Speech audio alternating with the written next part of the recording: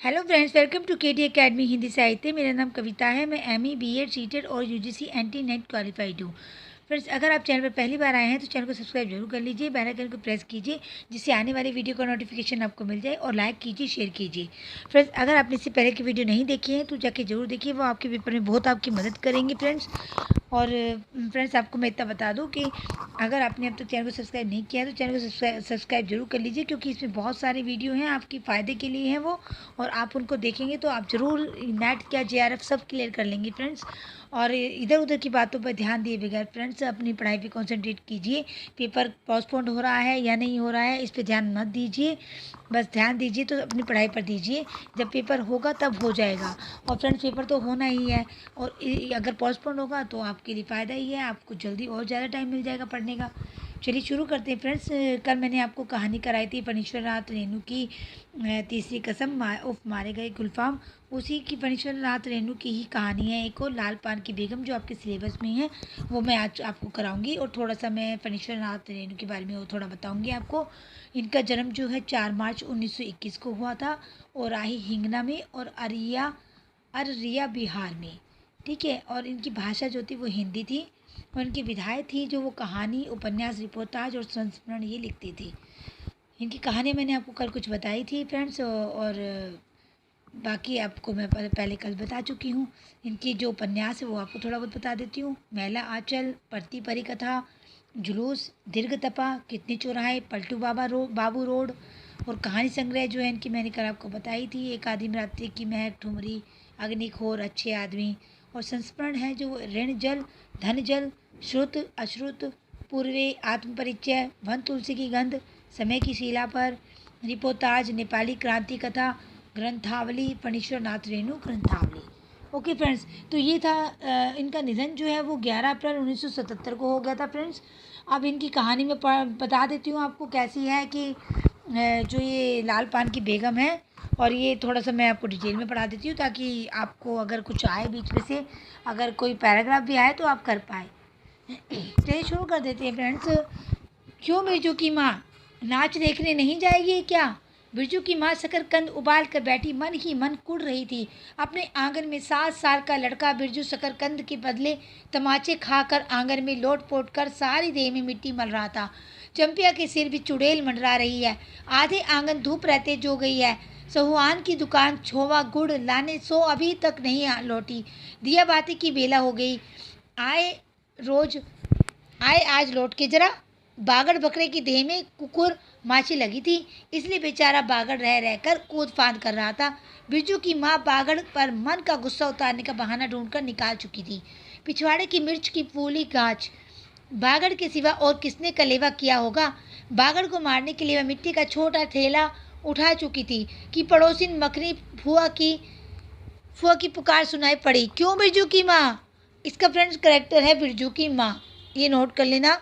नाच देखने नहीं जाएगी क्या? और दूसरा करेक्टर है फुआ। बिरजू की माँ के आगे नात और पीछे पगैया ना हो तब ना फूला। और बिरजू तो है ही फ्रेंड्स इसका लड़का, उसका तो करेक्टर नाम है ही। गरम गुस्से में बुझी नुकीली बात फुआ की देह में धंस गई, और बिरजू की माँ ने हाथ के ढेले को पास ही फेंक दिया।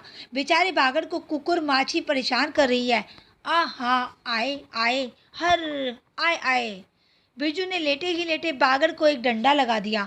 बिरजू की माँ की इच्छा हुई कि जाकर उसी डंडे से बिरजू का भूत भगा दे, किंतु नीम के पास खड़ी पन भरिनियों की खिलखिलाहट सुनकर रुक गई। बोले, ठहर, तेरे बप्पा ने बड़ा हाथ छुट्टा बना दिया है। तुझे बड़ा हाथ चलता है लोगों पर, ठहर। मखनी फुआ नीम के पास झुकी कमर से गड़ा उतार कर पानी भर कर लौटती पन भरिनियों में बिरजू की माँ की बहकी हुई बात का इंसाफ करा रही थी। जरा देखो तो इस बिरजू की माँ को 4 मन पाट झूठ का पैसा क्या हुआ है? धरती पर पाँव ही नहीं पड़ते। निसाफ करो। खुद अपने मुंह से 8 दिन पहले से ही गांव की गली गली में बोलती फिरी है। हाँ, इस बार बिरजू के पप्पा ने कहा है बैलगाड़ी पर बिठाकर बलरामपुर का नाच दिखा लाऊंगा। बैल अब अपने घर हैं तो 1000 गाड़ी मंगनी मिल जाएगी। सो मैंने अभी टोक दिया। नाच देखने वाली सब तो औन पौन कर तैयार हो रही है, रसोई पानी कर रहे हैं, मेरे मुंह में आग लगे, क्यों मैं टोकने गई, सुनती हो क्या, जवाब दिया बिरजू की माँ ने। मखनी फुआ ने अपने पोपले मुंह के होठों को एक और मोड़ कर ऐठती हुई बोली निकाली, अरे हाँ हाँ बिरजू, कि मैं या कि आगे नाथ और पीछे पगैया ना हो, तब ना आ जा। जंगी की पुतोहू बिरजू की माँ से नहीं डरती, वह जरा गला खोल कर ही कहती है, फुआ आ, सर्वे सीतलमिंटी, सर्वे सेटलमेंट की हाकिम की बासा पर फूल छाप किनारी वाली साड़ी पहन के तू भी भरा भट्टा की भेटी चढ़ाती तो तुम्हारे नाम से भी 2-3 बीघा धन हर जमीन का पर्चा कट जाता। तो फ्रेंड्स, ये कहानी इस तरह की है कि जो ये बिरजू की माँ है ये गुस्सा हो रही है क्योंकि इसके पापा जो बिरजू के आए नहीं है और इन्हें जाना है नाच देखने और ये जा नहीं पा रही है और इस वजह से ये गुस्सा हो रही है और बिरजू पर गुस्सा उतार रही है।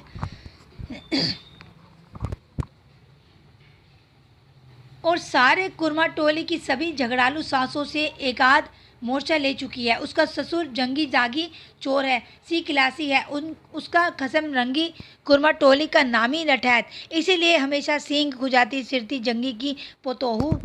बिरजू की माँ के आंगन में जंगी की पुतोह के गला खोल बोली गुलेल की गोलियों की तरह दन दनाती हुई आई थी। बिरजू की माँ ने एक तीखा जवाब खोज कर निकाला, लेकिन मन मसोच कर रह गई। गोबर की ढेरी में कौन ढेला फेंके, जीभ के झाल को गले में उतार कर बिरजू की माँ ने अपनी बेटी चंपिया को आज आवाज़ दी, अरे चंपिया, या आज लौटे तो तेरी मुड़ी मरोड़ कर चूल्हे में झोंकती ही दिन दिन बेचाल होती जाती है। गांव में तो अब ठेठर बेस्कोप का गीत गाने वाली पतुरिया पतोहू सब आने लगी है। कहीं बैठकी बाजी ना मुरलिया सीख रही होगी, हर जाई, अरे चंपिया या। जंगी की पुतोहू ने बिरजू की माँ की बोली का स्वाद लेकर कमर पर घड़े को संभाला और मटक कर बोली, चल दीदिया चल, इस मोहल्ले में लाल पान की बेगम बस्ती है, नहीं जानती? दोपहर दिन और दोपहर रात बिजली की बत्ती भक भक कर जलती है। भक भक बिजली बत्ती की बात सुनकर ना जाने क्यों सभी खिलखिलाकर हंस पड़ी। फुआ की टूटी हुई दंत पंक्तियों के बीच से एक मीठी गाली निकली, शैतान की नानी। बिरजू की माँ की आंखों पर मानो किसी ने तेज टॉर्च की रोशनी डालकर चौंधिया दिया। भग भग बिजली बत्ती। 3 साल पहले सर्वे कैंप के बाद गांव की जलन ढाई औरतों ने एक कहानी गढ़ के फैलाई थी। चंपिया की माँ के आंगन में रात भर बिजली बत्ती भुक भुकाती थी। चंपिया की माँ के आंगन में नाक वाले जूते की छाप घोड़े की टाप की तरह जलो जलो जलो और जलो। चंपिया की माँ के आंगन में चांदी जैसे पाट सूखते देखकर जलने वाली सब औरतें खलियान पर सोनौली धान के बोझों को देखकर बैंगन का भुर्ता हो जाएगी। मिट्टी के बर्तन से टपकते हुए छोवा गुड़ की उंगलियों से चाटती हुई चंपिया आई और माँ के तमाचे खाकर चीख पड़ी, मुझे क्यों मारती है ए सहुआइन। अब फ्रेंड्स, चंपिया भी कैरेक्टर है। सहुआइन जल्दी से सौदा नहीं देती है, ए सहुआइन जल्दी सौदा नहीं देती कि नानी। एक सहुआइन की दुकान पर मोती झड़ते हैं जो जड़ गाड़ कर बैठी हुई थी, बोल गले पर लात देकर कल्ला तोड़ दूंगी। हर जाई जो फिर कभी बाजे ना मुरलिया गाते हुए सुना, चाल सीखने जाती है ट्यूशन की छोकरियों से। बिरजू की माँ ने चुप होकर अपनी आवाज़ अंदाजे की, उसकी बात जंगी के झोपड़े तक साफ साफ पहुँच गई होगी। बिरजू बीती हुई बातों को भूल कर उठ खड़ा हुआ था और धूल झाड़ते हुए बर्तन से टपकते गुड़ को ललचाई निगाह से देखने लगा था। दीदी के साथ वह भी दुकान जाता तो दीदी उसे भी गुड़ चटाती जरूर। वह शकरकंद के लोभ में रहा और मांगने पर माँ ने शकरकंद के बदले ए मैया एक उंगली गुड़ दे दी। बिरजू ने तलहटी फैलाई, देना भाई मैया एक रत्ती भर। एक रत्ती क्यों, उठा के बर्तन को फेंक आती हूँ पिछवाड़े में, जाके चाटना, नहीं बनेगी मीठी रोटी। मीठी रोटी खाने का मुंह होता है। बिरजू की माँ ने उबले शकरकंद का सूप रोती हुई चंपिया के सामने रखते हुए कहा, बैठ के छील के उतार, नहीं तो अभी 10 साल की चंपिया जानती है शकरकंद छीलते समय कम से कम 12 बार माँ उसे बाल पकड़कर झोरेगी, छोटी छोटी खोट निकाल कर गालियाँ देगी। पाप फैला के क्यों बैठी है उस तरह बेलज्जी। चंपिया माँ के गुस्से को जानती है। बिरजू ने इस मौके पर थोड़ी सी खुशामद करके देखा, मैया मैं अभी बैठ कर शकरकंद छीलूं? नहीं, माँ ने झिड़की दी, एक शकरकंद छिलेगा और 3 पेट में। जाके सिद्धू की बहू से कहो 1 घंटे के लिए कढ़ाई मांग कर ले गई तो फिर लौटाने का नाम नहीं। जल्दी जा जल्दी। मुंह लटकाकर आंगन से निकलते निकलते बिरजू ने शकरकंद और गुड़ पर निगाहें दौड़ाई। चंपिया ने अपने झबरे केश की ओर से माँ की ओर देखा और नज़र बचाकर चुपके से बिरजू की ओर एक शकरकंद फेंक दिया। बिरजू भागा। सूरज भगवान डूब गए। दिया बत्ती की बेला हो गई। अभी तक गाड़ी। चंपिया बीच में ही बोल उठी, कोयरी टोले में किसी ने गाड़ी नहीं दी मैया। बप्पा बोले, माँ से कहना सब ठीक ठीक करके तैयार रहे। मलदहिया टोली के मियाँ जान की गाड़ी लाने जा रहा हूँ। सुनते ही बिरजू की माँ का चेहरा उतर गया। लगा छाते की कमानी उतर गई घोड़े से अचानक। कोयली टीले में किसी ने गाड़ी मंगनी नहीं दी, तब मिल चुकी गाड़ी। जब अपने गांव के लोगों की आंख में पानी नहीं तो मलदहिया टोली की मियाँ जान की गाड़ी का क्या भरोसा। न 3 में न 13 में। क्या होगा शकरकंद छीलकर रख दे उठा के। यह मर्द नाच दिखाएगा। बैलगाड़ी पर चढ़कर नाच दिखाने ले जाएगा। चढ़ चुकी बैलगाड़ी पर, देख चुकी जी भरकर नाच। पैदल जाने वाली सब पहुंचकर पुरानी हो चुकी होंगी। बिरजू छोटी कढ़ाई सिर पर औंधा कर वापस आया। देख दीदिया, मिलिट्री टोपी, इस पर 10 लाठी मारने पर भी कुछ नहीं होता। चंपिया चुपचाप बैठी रही, कुछ बोली नहीं, जरा सी मुस्कुराई भी नहीं। बिरजू ने समझ लिया मैया का गुस्सा अभी उतरा नहीं है, पूरे तौर से है। मड़ैया के अंदर से बागड़ को बाहर भगाती हुई बिरजू की माँ बड़बड़ाई, कल ही पंचकोरी कोड़ी कसाई के हवाले करती हूँ। राक्षस तुझे हर चीज में मुंह लगाएगा चंपिया। बाग दे बागड़ को, खोल दे गले की घंटी। हमेशा टूनर टूनर मुझे जरा नहीं सुहाता है। टूनर टूनर सुनते ही बिरजू को सड़क से जाती हुई बैलगाड़ियों की याद हो आई। अभी बबुआयन टोले की गाड़ियाँ नाच देखने जा रही थी। झुनर झुनर झुनुर झुनुर बैलों की झुमकी तुमने सुनी। बेसी बकबक मत करो। बागड़ के गले से झुमकी खोलती बोली चंपिया। चंपिया, डाल दे चूल्हे में पानी। पप्पा आवे तो कहना कि अपने उड़न जहाज पर चढ़कर नाच देख आए। मुझे नाच देखने का शौक नहीं है। मुझे जगहियों पर मत कोई, मेरा माथा दुख रहा है। मड़ैया के औसारे पर बिरजू ने फिसफिसा के पूछा, क्यों दीदिया, नाच में उड़न जहाज भी उड़ेगा। चटाई पर कतरी ओढ़कर बैठती हुई चंपिया ने बिरजू को चुपचाप अपने पास बैठने का इशारा किया। मुफ्त में मार खाएगा बेचारा। बिरजू ने बहन की कथनी में हिस्सा बांटते हुए चुक्की मुक्की लगाई। जाड़े के समय इस तरह घुटने पर ठुड्डी रख कर चुक्की मुक्की लगाना सीख चुका है वह। उसने चंपिया के ये कान के पास मुंह ले जाकर कहा, हम लोग नाच देखने नहीं जाएंगे।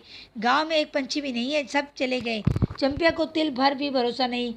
संझा तारा डूब रहा है। पप्पा अभी तक गाड़ी लेकर नहीं लौटे। 1 महीना पहले से ही मैया कहती थी बलरामपुर के नाच के दिन मीठी रोटी बनेगी। चंपिया छीट की साड़ी पहनेगी, बिरजू पैंट पहनेगा। बैलगाड़ी पर चढ़कर चंपिया की भीगी पलकों पर एक बूंद आंसू आ गया।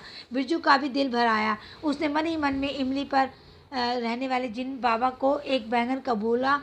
गाछ का सबसे पहला बैंगन उसने खुद जिस पौधे को रोपा है। जल्दी से गाड़ी लेकर बप्पा को भेज दो जिन बाबा। मड़ैया के अंदर बिरजू की माँ चटाई पर पड़ी करवटें ले रही थी। पहले से किसी बात का मंसूबा नहीं बांधना चाहिए किसी को। भगवान ने मंसूबा तोड़ दिया। उसको सबसे पहले भगवान से पूछना है, यह किस चूक का फल दे रहे हो भोला बाबा। आपने जानते उसने किसी देवता पितर की मान मनोती बाकी नहीं रखी। सर्वे के समय जमीन के लिए जितनी मनोतियों की थी, ठीक ही तो महावीर जी का रोड तो बाकी ही है। हाय रे देव, भूल चूक माफ़ करो महावीर बाबा। धुनी करके चढ़ाएगी बिरजू की माँ के मन में रह रहकर जंगी की पुतोहू की बातें चुभती है। भगभग बिजली बत्ती, चोरी चमारी करने वाली भी की बेटी पुतोहू जलेगी नहीं। 5 बीघा जमीन क्या हासिल की है बिरजू की पप्पा ने। गांव की भाई खोखियों की आंखों में किरकिरी पड़ गई है। खेत में पाट लगा देखकर गाँव के लोगों की छाती पटने लगी। धरती फोड़ का पाट लगा है। बैसाखी बादलों की तरह उमड़ते आ रहे हैं पाट के पौधे। तो अलान तो फलान, इतनी आंखों की धार भला फसल से जहाँ 15 मन पाट होना चाहिए, सिर्फ 10 मन पाट भगत के यहाँ। इसने जलने की क्या बात है बल्ला। बिरजू के पापा ने तो पहले ही कुरमा टोली के एक एक आदमी को समझा के कहा, जिंदगी भर मजदूरी करते रह जाओगे। सर्वे का समय हो रहा है। लाठी कड़ी करो तो 2-4 बीघे जमीन हासिल कर सकते हो। सो गांव की किसी पुत्र कोही का भतार। सर्वे के समय बाबू साहेब की किताब खासा भी नहीं। बिरजू के पप्पा को कम सहना पड़ा है। बाबू साहेब गुस्से से सर्कस नाच के बाग की तरह घुमड़ते रह गए। उनका बड़ा बेटा घर में आग लगाने की धमकी देकर गया। आखिर बाबू साहेब ने अपने सबसे छोटे लड़के को भेजा। बिरजू की माँ को मौसी करके कह के पुकारा, ये ज़मीन बाबूजी ने मेरे नाम से खरीदी थी। मेरी पढ़ाई लिखाई उसी ज़मीन की उपज से चलती है। और भी कितनी बातें। खूब मोहना जानता है। उता जरा सा लड़का जमींदार का बेटा है कि चंपिया बिरजू सो गया क्या? यहाँ आजा बिरजू अंदर, तू भी आजा चंपिया। भला आदमी आए तो एक बार आज बिरजू के साथ चंपिया अंदर। बप्पा बुलाए तो जवाब मत देना, खपची दे गिरा दे। भला आदमी है रे, भला आदमी। मुंह देखो जरा इस मर्द का। बिरजू की माँ दिन रात मंजा ना देती रहती तो ले चुके थे जमीन। रोज आकर माथा पकड़ के बैठ जाए। मुझे तो जमीन नहीं लेनी है। बिरजू की माँ मंजूरी ही अच्छी, जवाब देती थी बिरजू की माँ। खूब सोच समझ के छोड़ दो, जब तुम्हारा कलेजा ही स्थिर नहीं होता तो क्या होगा? जोरू जमीन जोर के नहीं तो किसी और के। बिरजू के बाप पर बहुत तेजी से गुस्सा चढ़ता है, चढ़ता ही जाता है। बिरजू की माँ का बाल ही खराब है जो ऐसा गोबर गणेश घरवाला उसे मिला। कौन सा शौक मौज की दिया है उसके मर्द ने। कोल्लू के बैल की तरह खट कर सारी उम्र काट दी। इसके यहाँ कभी एक पैसे की जलेबी भी ना ला कर दी उसकी कसम ने। पाट का दाम भगत के यहाँ से लेकर बाहर ही बाहर बैल हट्टा कर चले गए। बिरजू की माँ को एक बार नमरी लोट देखने भी नहीं दिया आँख से। बैल खरीद लाए, उसी दिन से गांव में ढिंडोरा पीटने लगे। बिरजू की माँ इस बैलगाड़ी पर चढ़ कर जाएगी नाच देखने, दूसरे की गाड़ी के भरोसे नाच दिखाएगा। अंत में उसने उसे अपने आप पर क्रोध हुआ आया। वह खुद भी कुछ कम नहीं, उसकी जीभ में आग लगी। बैलगाड़ी पर चढ़कर नाच देखने की लालसा किसी कुसमय में उसके मुंह से निकली थी। भगवान जाने फिर आज सुबह से दोपहर तक किसी न किसी बहाने उसने 18 बार बैलगाड़ी पर नाच देखने की चर्चा छेड़ी है। लो खूब देखो नाच।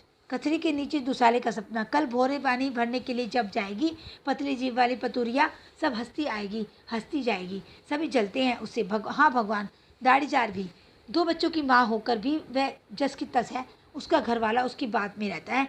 वह बालों में गरी का तेल डालती है। उसकी अपनी ज़मीन है। किसी के पास एक खुर ज़मीन भी अपने इस गांव में जलेंगे नहीं। 3 बीघे में धान लगा हुआ है। अघनी लोगों की भी ठीठ से बची।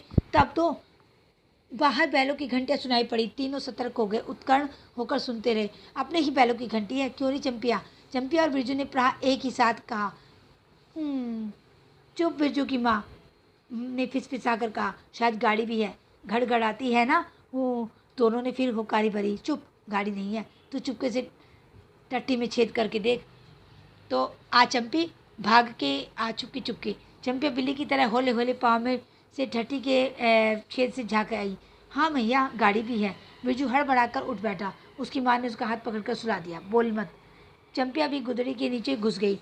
बाहर बैलगाड़ी खोलने की आवाज़ हुई। बिरजू के बाप ने बैलों को जोर से डांटा। हाँ हाँ, आ गए घर। घर आने के लिए छाती फटी जाती थी। बिरजू की माँ ताड़ गई। जरूर मलदरिया टोली में गांजे की चिरम चढ़ गई रही थी। आवाज़ तो बड़ी खनखनाती हुई निकल रही है। चंपिया बाहर से पुकार कर कहा। उसके बाप ने, बैलों को घास दे दे चंपिया। अंदर से कोई जवाब नहीं आया। चंपिया के बाप ने आंगन में आकर देखा तो ना रोशनी, ना चिराग, ना चूल्हे में आग। बात क्या है? नाच देखने उतावली होकर पैदल ही चली गई क्या? बिरजू के गले में खसखसाहट हुई और उसने रोकने की पूरी कोशिश भी की, लेकिन खांसी जब शुरू हुई तो पूरे 5 मिनट तक वह खांसता रहा। बिरजू बेटा, बृजमोहन। बिरजू के बाप ने पुचकार कर बुलाया। मैया गुस्से के मारे सो गई क्या? अरे अभी तो लोग जा ही रहे हैं। बिरजू की माँ के मन में आया कि कसकर जवाब दे। नहीं देखना है नाच, लौटा दो गाड़ी। चंपिया उठती क्यों नहीं? ले धान की पचते से रखते। धान की बालियों का छोटा झब्बा झोपड़े के ओसरे पर रखकर उसने कहा, दिया बोल बालो। बिरजू की माँ उठकर उसारे पर आई। 1.5 पहर रात को गाड़ी लाने की क्या जरूरत थी? नाच तो अब खत्म हो रहा होगा। डिबरी की रोशनी में धान की बालियों का रंग देखते ही बिरजू की माँ के मन का सब मैल दूर हो गया। धानी रंग उसकी आंखों से उतरकर रोम रोम में घुल गया। नाच अभी शुरू भी नहीं हुआ होगा। अभी अभी बलमपुर के बाबू की संपनी गाड़ी मोहनपुर होटल बंगला से हाकिम साहब को लाने गई है। इस साल आखिरी नाच है। 25 टट्टी में खोज दे अपने खेत का। अपने खेत का? हुलसती हुई बिरजू की माँ ने पूछा। पक गए धान? नहीं, 10 दिन में अगहन चढ़ते चढ़ते लाल होकर झुक जाएगी सारे खेत की बालियाँ। मलदलिया टोली पर जा रहा था। अपने खेत में धान देखकर आंखें जुड़ा गई। सच कहता हूँ, 25 तोड़ते समय उंगलियाँ काँप रही थी मेरी। बिरजू ने धान की एक बाली से एक धान लेकर मुँह में डाल दिया और उसकी माँ ने एक हल्की डांट दी। कैसा लुक्कड़ है तू रे? इन दुश्मनों के मारे कोई नेम धर्म बचे? क्या हुआ, डांटती क्यों है? नवान के पहले ही नया धान जुटा दिया, देखते नहीं? अरे इन लोगों का सब कुछ माफ है। चिड़ई चुरमुन है ये लोग दोनों के मुंह में नवान के पहले नया अन्ना पड़े। इसके बाद चंपिया ने भी धान की बाली से 2 धान लेकर दांतों तले दबाए। ओ मैया, इतना मीठा चावल और गमकता भी है ना दीदिया? बिरजू ने फिर मुंह में धान लिया। रोटी पोटी तैयार कर चुकी क्या? बिरजू के बाप ने मुस्कुराकर पूछा। नहीं, मान भरे सुर में बोली बिरजू की माँ। जाने का ठीक ठिकाना नहीं और रोटी बनाती? वाह, खूब हो तुम लोग। जिसके पास बैल है उसे गाड़ी मांगनी नहीं मिलेगी भला।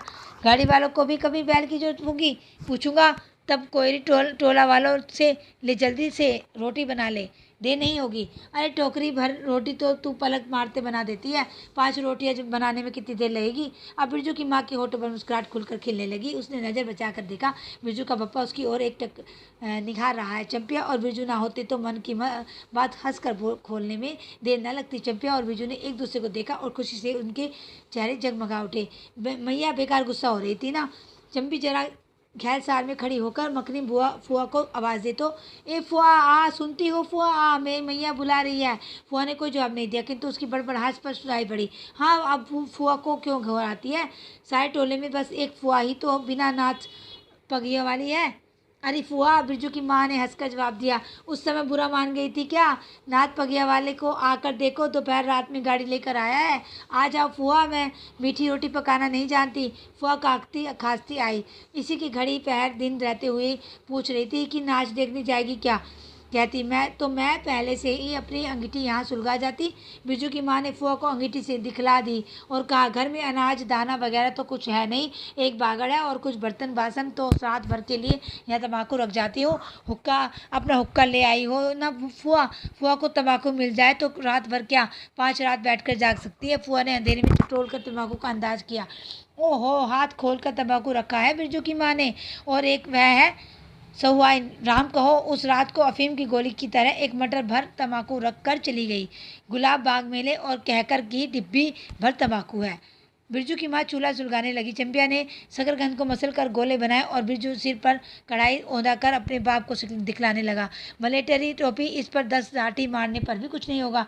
सभी ठट्ठा कर हंस पड़े। बिरजू की माँ हंस कर बोली, ताकि पर 3-4 मोटे शकरकंदा दे दे बिरजू को। चंपिया, बेचारा शाम से बेचारा मौत कहो मैया, खूब सचारा है। अब चंपिया चहकने लगी। तुम क्या जानो कतरी के नीचे मुंह क्यों चल रहा था? बाबू साहब का ही। बिरजू के टूटे दूध के दांतों की फाक से बोली निकली, ब्लैक मार्टिन में 5 शकरकंद खा लिया, हाँ हाँ। सभी फिर ठट्ठाकर हंस पड़े। बिरजू की माँ ने फुआ का मन रखने के लिए पूछा, एक कनगा गुड़ है, आधा दूं फुआ? फुआ ने गदगद होकर कहा, अरे शकरकंद तो खुद मीठा होता है, उतना क्यों डालेगी? जब तक दोनों बैल दाना घास खाकर एक दूसरे की देख और जीभ से चाटे, बिरजू की माँ तैयार हो गई। चंपिया ने छीट की साड़ी पहनी और बिरजू बटन के अभाव में पैंट पर पटसन की डोरी बनवाने लगा। बिरजू के माँ ने आंगन से निकल गांव की और कान लगाकर सुनने की चेष्टा की। वो इतनी देर तक भला पैदल जाने वाले रुके रहेंगे? पूर्णिमा का चांद सिर पर आ गया है। बिरजू की माँ ने असली रूपा का मांग टीका पहना है आज पहली बार। बिरजू के पप्पा को हो क्या गया है? गाड़ी जोतता क्यों नहीं? मुंह की और एकटक देख रहा है, मानो नाच की लाल पान की। गाड़ी पर बैठते ही बिरजू की माँ की देह में एक अजीब गुदगुदी लगने लगी। उसने बांस की बल्ली को पकड़कर कहा, गाड़ी पर अभी बहुत जगह है, जरा दाहिनी सड़क से गाड़ी हाँकना। बैल पर जब दौड़ने लगे तो पहिया जब चू चू करके घघराने लगा तो बिरजू से नहीं रहा गया। उड़न जहाज की तरह उड़ाओ बप्पा। गाड़ी जंगी के पिछवाड़े पहुंची। बिरजू की माँ ने कहा, जरा जंगी से पूछो ना, उसकी पुतोहू नाच देखने चली गई क्या? गाड़ी के रुकते ही जंगी के झोपड़े से आती हुई रोने की आवाज़ स्पष्ट हो गई। बिप्पू के पप्पा ने पूछा, अरे जंगी भाई कहाँ है? कन रोहट हो रहा है। आंगन में जंगी घूर ताप रहा था। बोला, क्या पूछते हो रंगी, बलरामपुर से लौटा नहीं, पुतोहिया नाच देखने कैसे जाए? आश्रय देखते देखते उधर गांव की सभी औरतें चली गई। अरे ट्यूशन वाली तो रोती है, कहाँ है? बिरजू की माँ ने पुकार कर कहा, आजा झट से कपड़ा पहनकर, साड़ी गाड़ी पड़ी हुई है बेचारी, आ जा जल्दी। बगल के झोपड़े से राधे की बेटी सुनेली ने कहा, काकी गाड़ी में जगह है, मैं भी जाऊंगी। वास की गाड़ी की उस पार लरेना खवास का घर है, उसकी बहू भी नहीं गई है, गिलट का झुमकी कड़ा पहनकर झमकती आ रही है। आ जा, जो बाकी रह गई है सब आ जाए जल्दी। जंगी की पुतौर, लरेना की बीवी और राधे की बेटी सुंदरी। फ्रेंड्स, ये सब के नाम नोट करते जाइए। तीनों गाड़ी के पास आई। बैल ने पिछला पैर फेंका। बिरजू के बाप ने एक बद्दी गाली दी, साला लताड़ मारकर लंगड़ी बनाएगा पुतोहू को। सभी ठट्ठा कर हंस पड़े। बिरजू के बाप ने घूंघट में झुकी दोनों पुतोहू को देखा। उसे अपने खेत की झुकी हुई बैलों की याद आ गई। जंगी की पुतोहू का गोना 3 मास पहले हुआ है। गोने की रंगीन साड़ी से कड़वे तेल और लठवा सिंदूर की गंध आ रही है। बिरजू की माँ को अपने गोने की याद आई। उसने कपड़े की गठी से 3 मीठी रोटियां निकाल कर कहा, खा ले एक एक करके, सिमराहा के सरकारी कूप में पानी पी लेना। गाड़ी गांव से बाहर होकर धान के खेतों के बगल से जाने लगी। चांदनी कार्तिक की खेतों से धान के झड़ते फूलों की गंध आती है। बांस की झाड़ी में कहीं दुधी की लता फूली हुई है। जंगी की पुतोहू ने एक बीड़ी सुलगाकर बिरजू की माँ की ओर बढ़ाई। बिरजू की माँ को अचानक याद आई चंपिया, सुंदरी, नरेना की बीवी और जंगी की पुतोहू। ये चारों ही गांव में बेस्कोप का गीत गाना जानती है खूब। गाड़ी की लीक धन खेतों के बीच होकर गई। चारों ओर गोने की साड़ी खसखसाहट जैसी आवाज़ होती है। बिरजू की माँ के माथे के मंग टीके पर चांदनी छिटकती है। अच्छा, अब एक बेस्कोप का गीत गा तो चंपिया, डरती है काहे, जहाँ भूल जाओगी। बगल में मास्टरनी बैठी ही है। दोनों पुतोहू ने तो नहीं, किंतु चंपिया और सुंदरी ने खंखार कर गला साफ किया। बिरजू के बाप ने बैलों को ललकारा, चल भैया और जरा जोर से गा रे चंपिया, नहीं तो बैलों में को धीरे धीरे चलने को कहूँगा। जंगी के पुतोहू ने चंपिया के कान के पास घूंघट ले जाकर कुछ कहा और चंपिया ने धीमे से शुरू किया, चंदा की चांदनी। बिरजू को गोद में लेकर बैठी उसकी माँ की इच्छा हुई कि वह भी साथ साथ गीत गाए। बिरजू की माँ ने जंगी की पुतोहू को देखा, धीरे धीरे गुनगुना रही है। वह भी कितनी प्यारी पुतोहू है। गोने की साड़ी से एक खास किस्म की गंध निकलती है। ठीक ही तो है, कहा है उसने, बिरजू की माँ बेगम है, लाल पान की बेगम। यह तो कोई बुरी बात नहीं। हाँ, वह सचमुच लाल पान की बेगम है। बिरजू की माँ ने अपनी नाक पर दोनों आंखों को केंद्रित करने की चेष्टा करके अपने रूप की झांकी ली। लाला साड़ी की झिलमिल किनारी, मांग टीका पर चांद। बिरजू की माँ के मन में अब और कोई लालसा नहीं, उसे नींद आ रही है। तो फ्रेंड्स, ये थी कहानी लाल पान की बेगम। तो आप समझ ही गए होंगे कैसी कहानी है और किस तरह की है कि जी कैसे। तो ये पहले जा नहीं पा रहे थे नाच देखने के लिए, बाद में ये सब जा रहे थे खुश होके, और ये सब खुशी से एक ही गाड़ी में बैठकर जा रहे थे। ओके फ्रेंड्स, तो आज के लिए तो काफ़ी है। फिर मिलते हैं नेक्स्ट वीडियो में। नेक्स्ट कहानी लेकर आऊँगी आपके लिए जो आपके सिलेबस में है। और आप अपनी तैयारी करते रहिए और पढ़ते रहिए, अपनी पढ़ाई जारी रखिए। और जहाँ तक हो सके फ्रेंड्स, पढ़ाई पर ही कंसंट्रेट कीजिए और बाकी बातों पर ध्यान मत दीजिए। ओके फ्रेंड्स, चलिए तब तक के लिए बाय, फिर मिलते हैं। और हाँ फ्रेंड्स, एक बात और कहना चाहूँगी, अगर आपको मेरे वीडियो अच्छे लग रहे हैं तो उनको लाइक शेयर ज़रूर कीजिए और सब्सक्राइब तो ज़रूर कीजिए चैनल को। Okay friends, bye.